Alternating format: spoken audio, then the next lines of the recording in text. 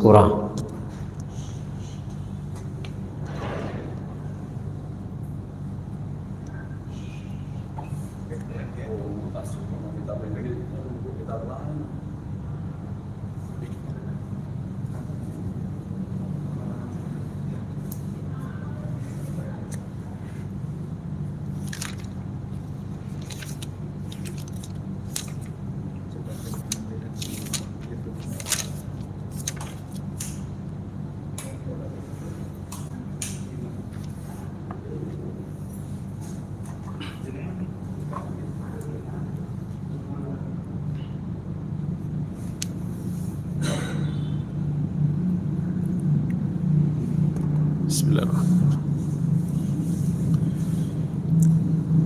Bismillahirrahmanirrahim. Assalamualaikum warahmatullahi wabarakatuh. Innal hamdalillah nahmaduhu wa nasta'inuhu wa nastaghfiruh wa na'udzu billahi min shururi anfusina wa min sayyiati a'malina may yahdihillahu fala mudilla lahu wa may yudlil fala hadiya lahu. Ashhadu an la ilaha illallah wahdahu la syarika lah, lahul mulku wa lahul hamdu wa huwa ala kulli syai'in qadir. Subhanaka la ilma lana illa ma 'allamtana innaka antal alimul hakim. Rabbi shrah li sadri wa yassir li amri wahlul 'uqdatam min lisani yafqahu qawli, amma ba'd. Hadratil muhtaramin, para alim ulama, para masyayikh, sesepulan pinispuh dan segenap pengurus takmir Masjid Mujahidin dan segenap jamaah yang hadir pada sore hari ini. Alhamdulillah, senantiasa kita panjatkan syukur kehadirat Allah Jalla wa'ala atas limpahan nikmatnya, karunia-Nya, sehingga pada sore hari ini kita bisa menghadiri kajian menjelang iftar yang disingkat kaji, yang mana dimulai dari kemarin dan Alhamdulillah ini akan berlangsung terus sampai di penghujung Ramadan tahun ini, tahun 1447 Hijriah. Mudah-mudahan di tahun ini kita diberikan oleh Allah kesehatan sehingga bisa melaksanakan semua rangkaian ibadah selama bulan Ramadan dalam keadaan selamat, dalam keadaan penuh dengan keberkahan, dan semuanya mendapatkan ridho dari Allah Subhanahu wa ta'ala. Salawat dan salam mudah-mudahan senantiasa kita haturkan kepada junjungan kita baginda Rasulullah Muhammad sallallahu alaihi wasallam, yang mana Allah Subhanahu wa taala memberikan keutamaan kepada baginda Nabi Muhammad sallallahu alaihi wasallam, salah satunya mendapatkan hak otoritas nanti atas izin Allah, yaitu memberikan syafaat kepada umat manusia, wabil khusus kepada umat beliau, umat baginda Nabi Muhammad sallallahu alaihi wasallam. Bapak Ibu yang saya hormati, insyaallah kajian kita mulai berkenaan dengan ayat-ayat yang berhubungan dengan hari kiamat. Memang hari kiamat ini sesuatu yang senantiasa ditanyakan oleh orang setiap zaman. Karena Al-Quran sendiri menjelaskan di berbagai ayat. Contoh misalkan di surat An-Nazi'at, yas'alunaka 'anis sa'ati ayyana mursaha. Orang-orang kafir bertanya kepada baginda Nabi Muhammad tentang hari kiamat, kapan terjadinya? Ayyana mursaha, kapan terjadi hari kiamat itu? Kemudian di ayat yang lain juga dikatakan amma yatasa'alun di surah An-Naba, di permulaan di juz 30. Amma yatasa'alun. Yatasa'al maknanya saling bertanya antara satu dengan yang lainnya, kapan terjadinya yang disebut dengan an-naba'ul azim atau anin naba'il azim, berita besar. Yang dimaksud adalah berita tentang adanya hari kebangkitan, hari kematian seluruh alam semesta ini. Maka untuk mengawali ini, marilah kita mengkaji dari sisi tafsir dan sebagainya. Di surah An-Naba disebutkan Allah memberitakan dengan kalimat amma yatasaalun. Di sini menggunakan kata amma yang artinya itu menunjukkan pertanyaan itu senantiasa berulang-ulang. Dalam kaidah bahasa Arab itu pertanyaan yang at-tikrar, yang selalu diulang-ulang. Jadi kalau kita bertanya satu hal biasanya cukup satu kali, dua kali. Nah, ini berulang-ulang, maka disebutkan amma yatasaalu. Tentang apakah mereka saling bertanya-tanya itu. Kemudian anin naba'il azim, tentang berita yang besar. Ai bimakna ya khabar yang besar itu adalah yaumul qiyamah. Ya datangnya hari kiamat. Alladzi hum fihi mukhtalifun. Yang mana tentang berita hari kiamat itu mereka saling berselisih tentang kapan kejadiannya. Maka kita melihat berita-berita yang dari Al-Quran yang ditahqiq oleh para ulama tafsir tentang cerita-cerita Israiliyat, ya, cerita-cerita yang tidak bersumber, ya, tentunya tentang berita datangnya hari kiamat itu. Di dalam beberapa Alkitab, orang-orang Bani Israel dan termasuk orang-orang dari agama Nasara itu sudah menyebutkan juga ciri-ciri tentang hari kiamat. Tapi ini semuanya ceritanya adalah Israiliyat. Kalla saya'lamun, sekali-kali tidak, kelak mereka akan mengetahui. Maksudnya semua manusia tidak akan pernah mengetahui, tetapi Allah lah, di sisi Allah lah semua berita itu. Maka di dalam Al-Quran dikatakan qul innama ilmuha inda rabbi. Dalam surat Al-A'raf katakan wahai Muhammad, tidak ada seorang pun yang dapat menjelaskan kedatangannya selain Rabbi Tuhanku. Maksudnya Allah Subhanahu wa ta'ala. Dalam yang lain qul innama ilmuha indallah. Katakan bahwa berita itu tentang kiamat itu semua pengetahuannya di sisi Allah. Jadi tidak ada satupun berita tentang hari kiamat yang bisa mengklaim yang paling benar. Maka kalau ada orang mengatakan ini yang paling benar, na'udzubillah min dzalik. Kemudian alam naj'alil arda mihada. Allah mengajak kepada kita tentang berfikir, jangan berfikir tentang kiamat dulu. Alam naj'alil arda mihada. Bukankah kami telah menjadikan bumi itu sebagai hamparan?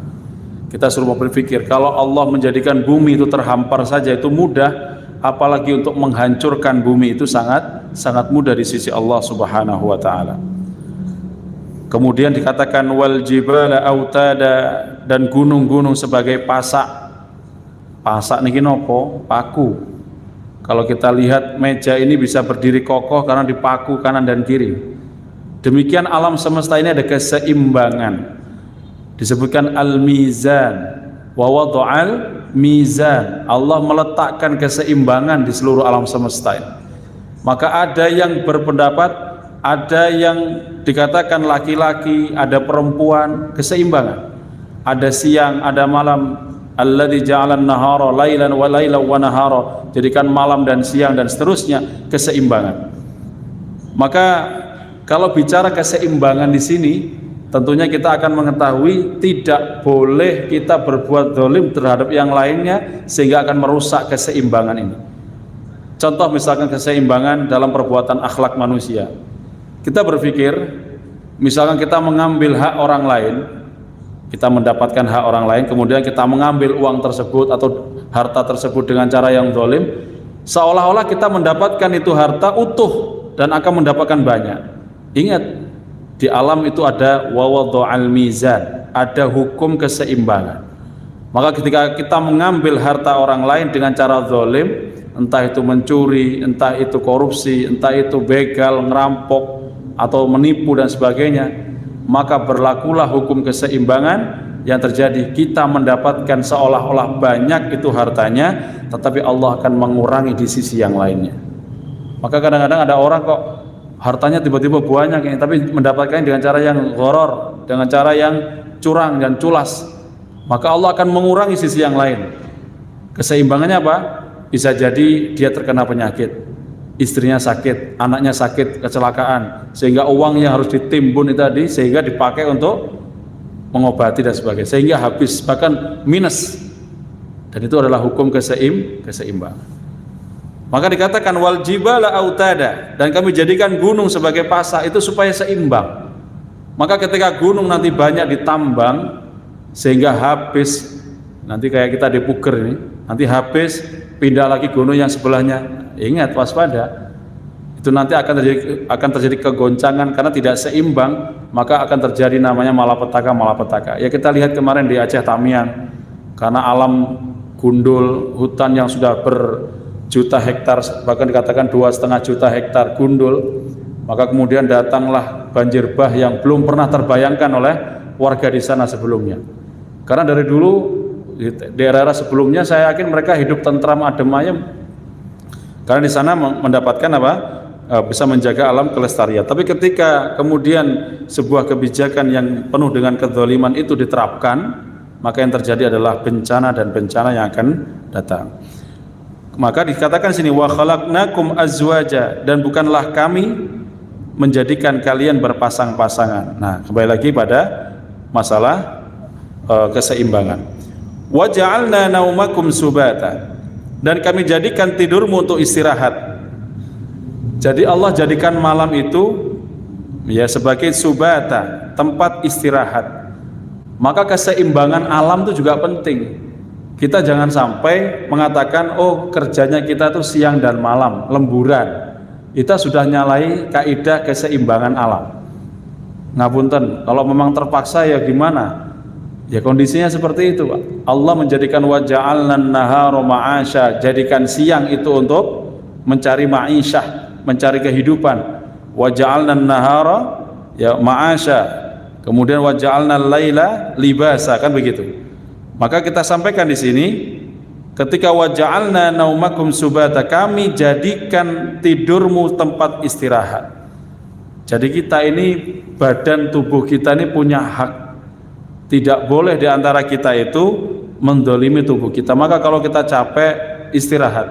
Maka suatu ketika ada Rasulullah SAW ketika masuk Masjid Nabawi, itu melihat ada tali yang terikat dari satu pohon kurma dengan pohon kurma yang lainnya. Kemudian di saat Qiyamul Lail, kemudian melihat sahabat itu sholat sambil bersandar di tali itu. Apa kata Rasulullah? Lepaskan tali itu, fanam, kata Rasulullah. La tusalli fanam. Jangan sholat, kamu tidur. Kenapa? Orang tersebut, sahabat tersebut memaksakan dirinya untuk ibadah sampai dipasangi tali. Nah ini artinya apa? Kalau memang capek, tidur. Nah kita sering sampaikan tidurnya Nabi itu spesial, Pak. Nggak kayak kita ini sepanjang waktu turu. Nah, mana posoan kita nih, nggih? Posoan nih. Mantun subuh kadang-kadang ya langsung bablas. Padahal subuh itu salah satu waktu yang dilarang untuk tidur. Ada 3 yang dilarang tidur sama Rasulullah. Pertama ba'da subh, setelah subuh. Ba'dal asar, setelah asar. Kemudian ba'dal maghrib. Dan ini 3 waktu yang nggak boleh kita tidur. Kenapa? Salah satunya membuat orang tuh menjadikan orang tersebut menjadi kebingungan. Muncul namanya sifat kepikunan, pikun. Jangan tilem mantun asar, nanti bangun-bangun, jangan bingung, iki maghrib apa subuh? Karena remeng-remeng semua, samar wulu kabeh. Nah itu, ini yang penting. Kemudian Nabi itu tidurnya kapan? Tidurnya Nabi itu pertama ba'dal isya, setelah sholat isya. Nabi tidak pernah tidur ba'dal maghrib, tapi tidak pernah suka melek setelah isya. Nah, ini kebalik kalau kita ini. Kalau kita ini kadang-kadang maghrib layar-layar yang tadi isya ya turu-turuan, malah itu nggak boleh. Tapi ba'da isya nggak ada urusan-urusan masalah agama, urusan masalah keumatan, beliau tidur, nggak begadang. Kalau kita ngopi dulu sampai setengah 12, Nabi nggak suka seperti itu. Nabi kalau nggak ada urusan umat, beliau ya tidur. Itu ditanyakan pada Aisyah, bagaimana tidurnya Rasulullah Aisyah? Nabi tidak pernah tidur ba'da maghrib dan tidak pernah melek ba'da isya. Tidur yang pertama. Kemudian kenapa tidurnya Nabi lebih awal? Kalau nggak ada urusan kenegaraan, kalau nggak ada urusan masalah keumatan, karena Nabi punya kewajiban namanya sholat tahajud. Nah, ini tahajud ini bagi Nabi hukumnya wajib, tapi bagi umatnya sunnatun muakkadatun, sunnah yang sangat dianjurkan. Nah, salah satu qiyamul lail itu adalah sholat taraweh.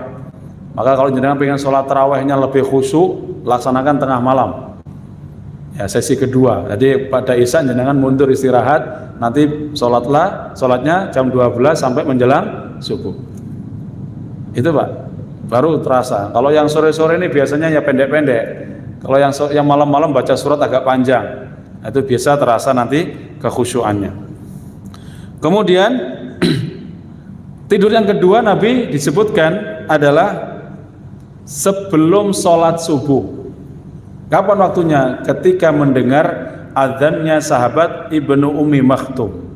Sahabat Ibnu Ummi Maktum ini seorang sahabat yang buta, yang punya suara yang khas, yang indah, hampir sama dengan Bilal ibnu Rabbah. Maka idza sami'an nida, jika Nabi mendengarkan azan dari Abdullah ibnu Ummi Maktum, beliau langsung tidur. Maka azan pertama itu, saya ulangi Pak ya, azan pertama itu penanda yang sholat malam istirahat, yang masih tidur supaya dibangunkan. Jadi kalau membangunkan orang sahur itu pakai azan Pak. Orang bengok-bengok sahur. Ini dari mana ini?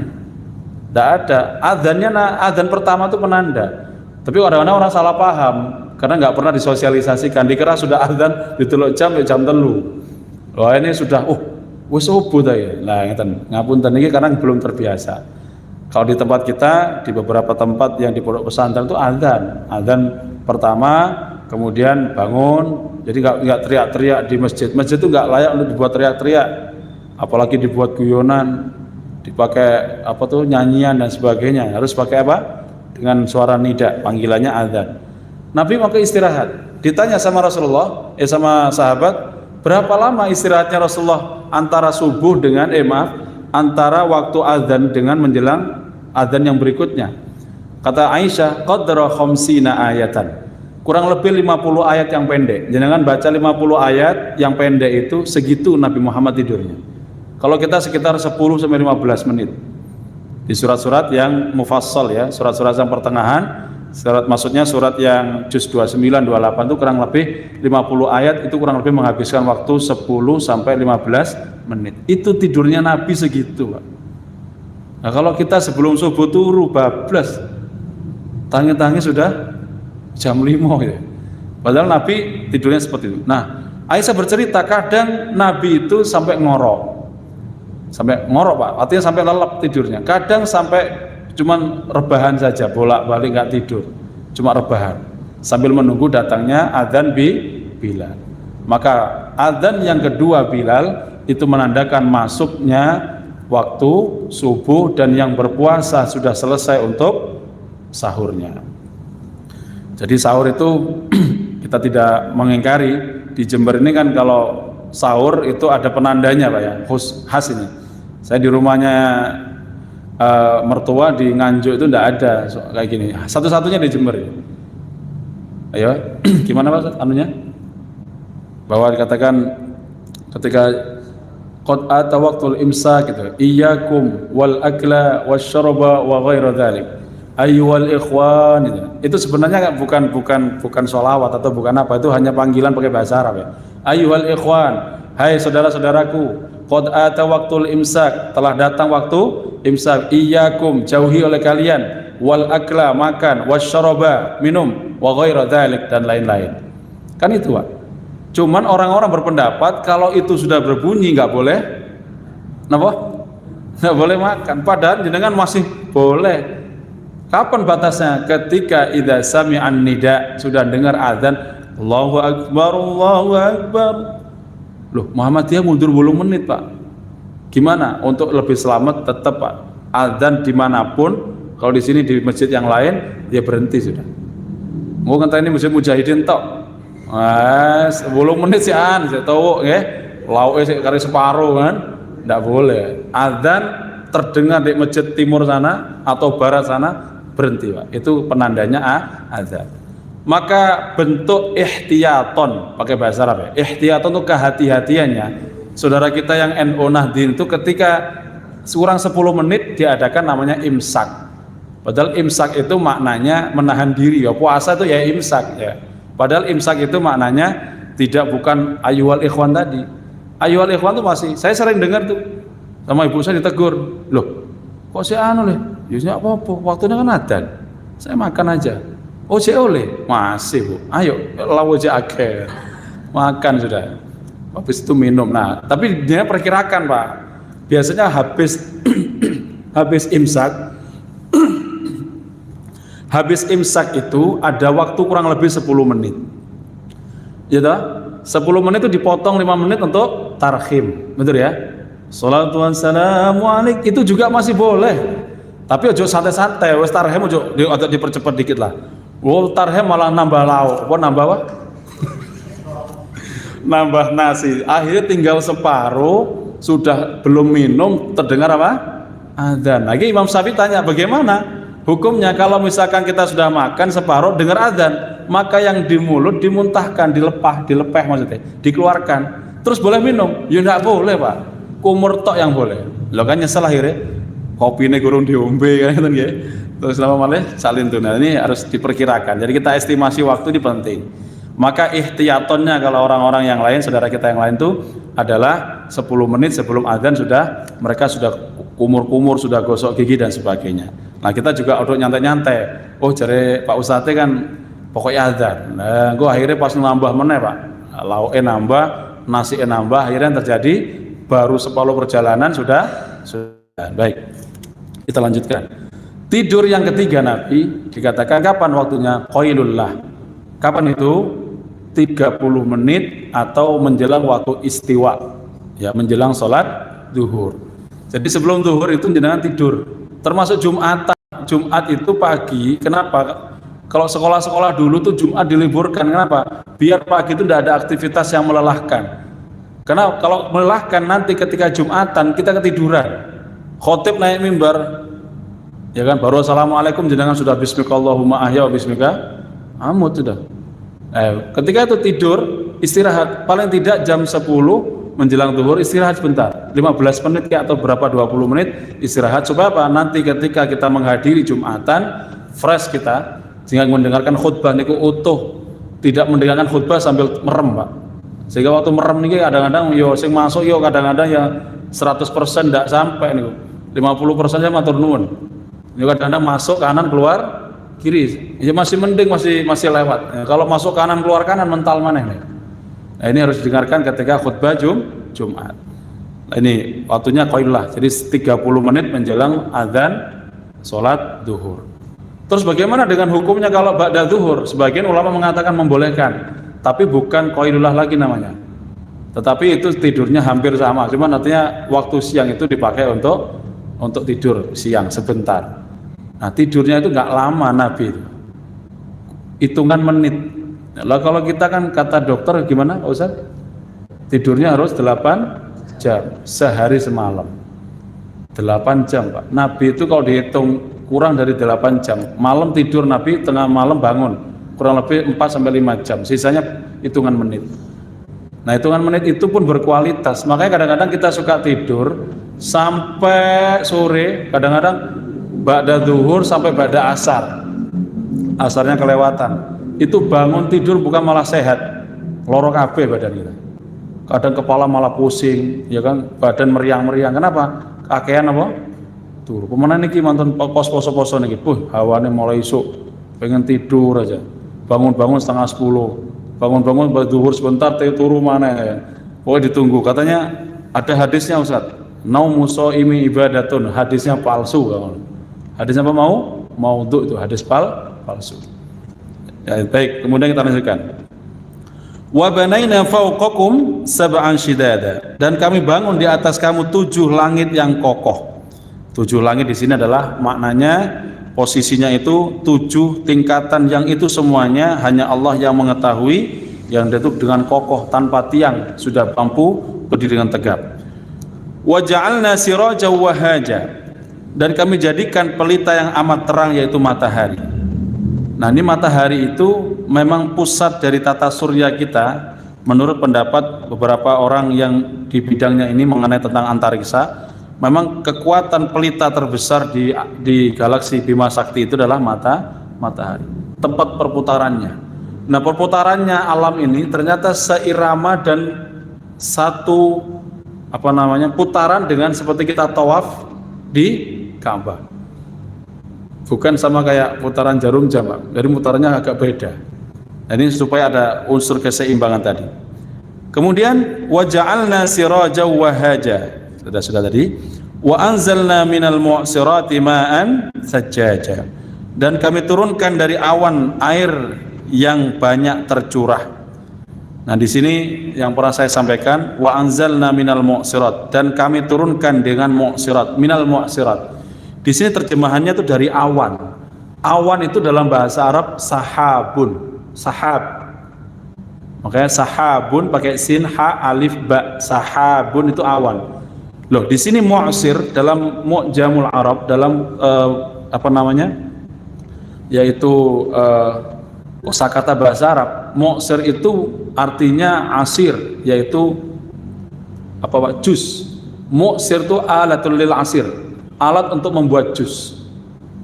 Loh, kenapa kok sampai dikatakan bahwa hujan itu dikatakan mu'sirat, dan kami telah turunkan dari alat yang membuat seperti jus putaran itu, ma'an sajjaja, air yang turun dengan deras. Dari kata mu'sir ini, para jamaah sekalian, para ilmuwan menemukan satu ilmu tentang masalah fase hujan. Ya, bahasa Arabnya asirun, itu artinya asir itu juicer. Mu'sir itu juicer, alat untuk membuat jus. Yang di blender, water gitu, terus kemudian disaring. Nah, ternyata dari kalimat ini diteliti sama ilmuwan Islam, mu'sir itu ternyata hujan itu dari terpaan angin, ya, panas matahari diterpa angin menjadi awan, dari awan itu dijuicer dengan angin. Nah, sehingga seperti kita ngasih seperti handuk, dikasih air, nah handuk itu kemudian kita peras yang satu ke kanan, satu ke kiri, diperas gitu, Pak, maka keluarlah air. Nah, seperti itulah hujan itu. Kadang-kadang kita yang halus hujannya seperti embun, lembut, kadang-kadang ya gede-gede, cetak-cetok, kalau nganggo helm aja sakit semua itu. Nah, itulah yang disebut dengan mu'sir, sehingga alat juicer tadi. Nah, ini menariknya, maka di dalam bahasa Arab itu satu kata itu bisa menemukan ilmu baru. Kemudian linukhrija bihi habba wa nabata. Kemudian kami tumbuhkan dengan air itu biji-bijian, ya, dan tumbuh-tumbuhan. Nah, ini Allah bicaranya langsung, Pak. Tadi bicara awan, siang, malam, kemudian tiba-tiba bicara hujan, dan bicara air yang untuk menumbuhkan biji-bijian. Ini Allah menggiring kita berpikir bahwa Allah itu mampu menggerakkan alam ini, apalagi cuma menggerakkan manusia. Nanti manusia itu seperti itu. Ketika hari berbangkit, Allah tinggal mencurahkan itu tiupan, entah itu berupa air, entah itu berupa angin, entah berupa apa, kemudian membangkitkan manusia dari alam barzakhnya. Maka dikatakan kullu 'abdin yub'atsu kullu 'abdin ala ma mata alaih. Setiap orang akan dibangkitkan sesuai dengan posisinya pertama dia meninggal dunia. Maka jenengan harus berdoa, Pak. Kita minta kepada Allah, kalau kita diwafatkan dalam posisi yang baik, bukan cuma tempatnya, tapi dalam hal apa, ngerjakan apa kita itu. Syukur-syukur pas baca Quran meninggal, nanti dibangkitkan kita baca Quran. Ada orang sujud, meninggal ketika sujud, nanti orang itu akan dibangkitkan seperti itu, dia posisinya seperti orang sujud.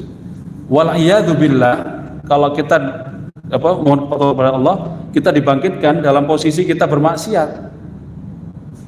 Oke, nggak bisa bayangkan, Pak, ngombe oplosan, ya, nanti dibangkitkan kondisinya di botol, mati di hotel dengan perempuan, auzubillah, berzina, kemudian ada yang main judi, pas lagi ngocot ya, mati, ya, nanti dibangkitkan yang ngocot. Yub'atsu kullu 'abdin 'ala ma mata. Semua orang akan dibangkitkan persis sama seperti dia matinya dulu. Nah, ini katakan linukhrija bihi habban wa nabata.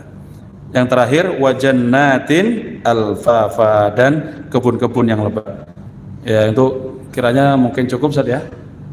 Kurang 5 menit lagi. Baik. Kemudian di sini tiba-tiba Allah langsung meloncat dengan kalimat inna yaumal fasli kana miqata.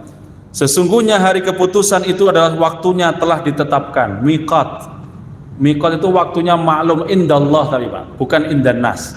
Waktu hari kebangkitan, maksudnya hari kiamat itu Allah sudah mengetahui dan Allah sudah menetapkan waktunya.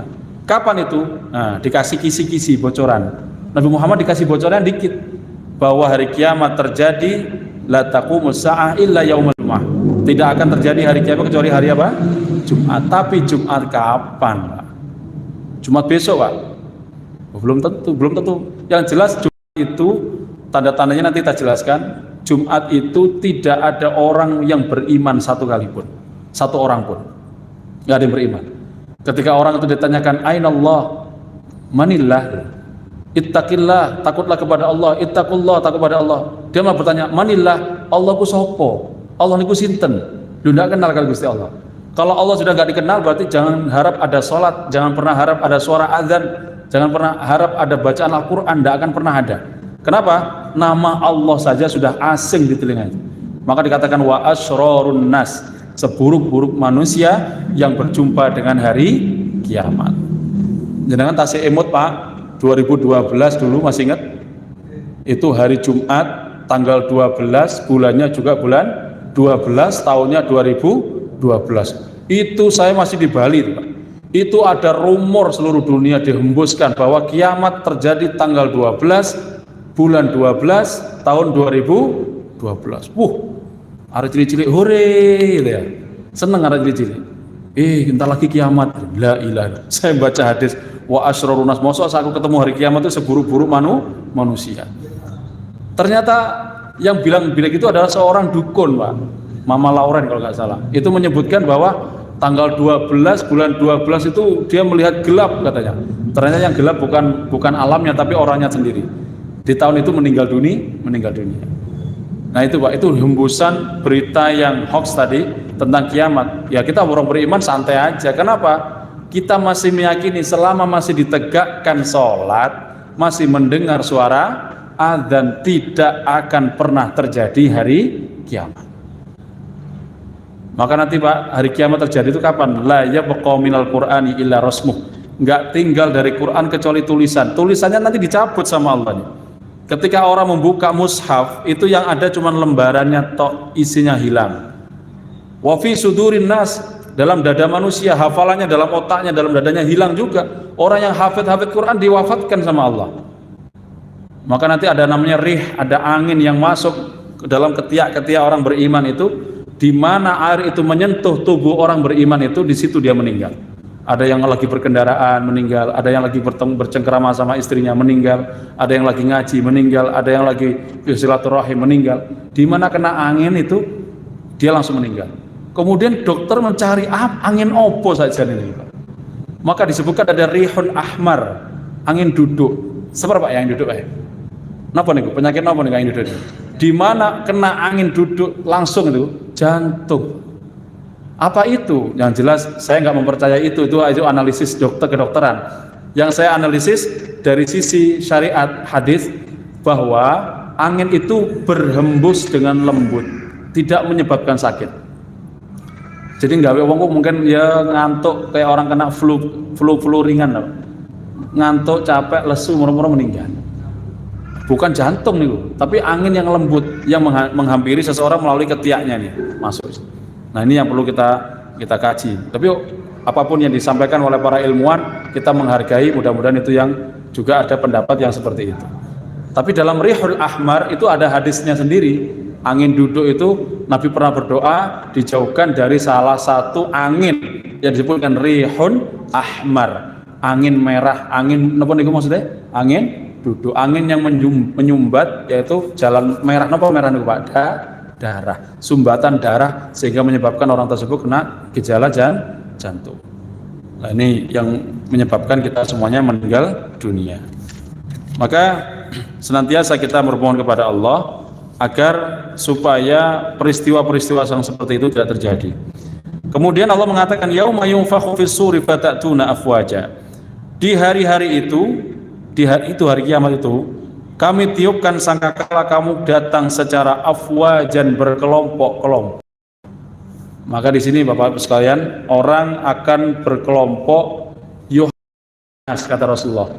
Seseorang itu akan dikumpulkan sesuai dengan golongannya masing-masing, sesuai dengan idolanya masing-masing. Jangan mengidolakan Kanjeng Nabi Muhammad, ya nanti idolanya ya Kanjeng Nabi, di bawah naungan Kanjeng Nabi. Cuma orang lain nanti akan ada yuhsyarun nasu yaumal qiyamah, akan dikumpulkan orang itu sesuai dengan golongannya beda-beda.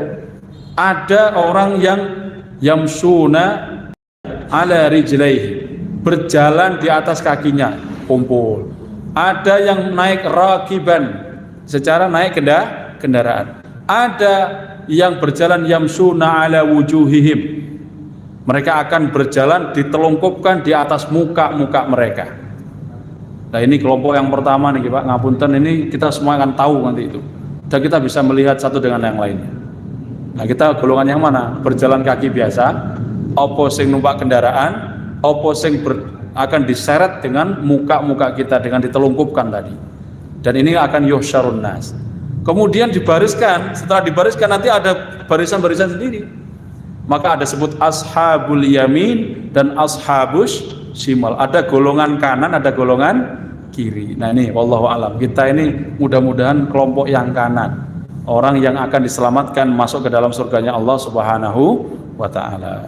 Sama Ustaz? Baik, untuk ini kita cukupkan di ayat 18. Kita akan lanjutkan pada pertemuan yang akan datang dengan tentang ayat-ayat kiamat, dan insya Allah kita cukupkan. Sebentar lagi kita akan masuki waktunya iftar, dan kita tutup dengan baca doa kafaratul majlis. Subhanakallahumma wa bihamdika asyhadu an la ilaha illa anta astaghfiruka wa atubu ilaik. Hadanallahu wa iyyakum, nasrun minallah wa fathun qarib wa basyiril mu'minin. Assalamualaikum warahmatullahi wabarakatuh.